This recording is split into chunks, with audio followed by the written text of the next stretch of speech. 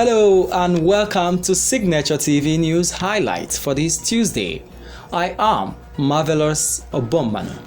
The Vice President, Professor Osinbajo, has urged the United Nations and the European Union to support the sanctions placed on Mali and Guinea coup leaders by the Economic Community of West African States, ECOWAS. Osinbajo, who was representing President Muhammadu Buhari, said this at the ECOWAS Extraordinary Summit of the Authority of Heads of State and Government, held on Sunday in Accra, Ghana.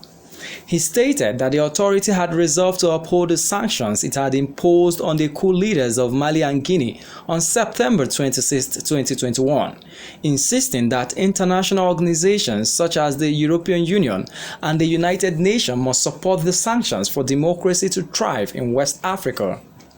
He said the coups are a thing of the past that should not be present in West Africa, adding that ECOWAS heads of state and government will continue to prevail on the military juntas in Guinea and Mali to return their countries to democratic rule. Niger State government in north-central Nigeria is to fund the 2022 budget with 100.4 billion capital receipts to ensure the completion of ongoing capital projects, especially roads in the state.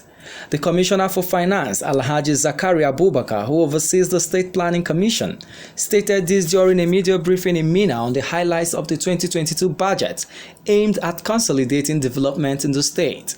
He also explained that the capital receipts would be made up of external and internal borrowing, as well as grants from various sources aimed at fast-tracking infrastructural development in the state and ensure success of the 2022 budget.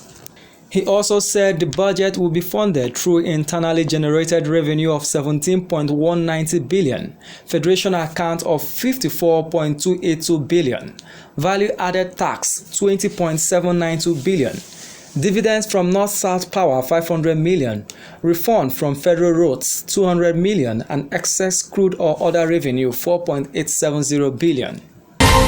Lagos House of Assembly has called on Governor Babajide Sanwo-Olu to compensate families of the victims of the collapsed 21-story building in Ikoyi. The lawmakers also urged the governor to direct relevant agencies to ensure that all requirements for buildings as stipulated in the estate laws of the state were strictly adhered to. The Assembly arrived at a resolution sequel to a motion moved by the chairman of House Committee on Fiscal Planning and Urban Development, Mr. Nurin Akinsanya, during plenary on Monday in Lagos State.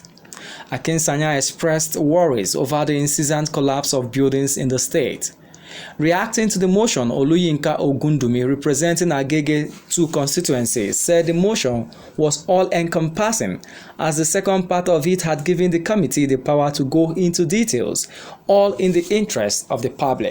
The Executive Vice Chairman of the National Communication Commission, Professor Umaru Dambata, has assured Nigerians of the safety of their health as Nigerians await the full operation of the new generation network 5G. This is just as the Commission proposed to generate 632.39 billion in 2022 from the sale of 5G spectrum to players in the telecom sector, among other revenue sources. Dambata, who gave the assurance on Monday when he appeared before the National Assembly Joint Committee on Communications to defend his Commission's 2022 budget, said the Commission's response was sequel to the fear being expressed by Nigerians over the deployment of the new technology. According to him, the revenue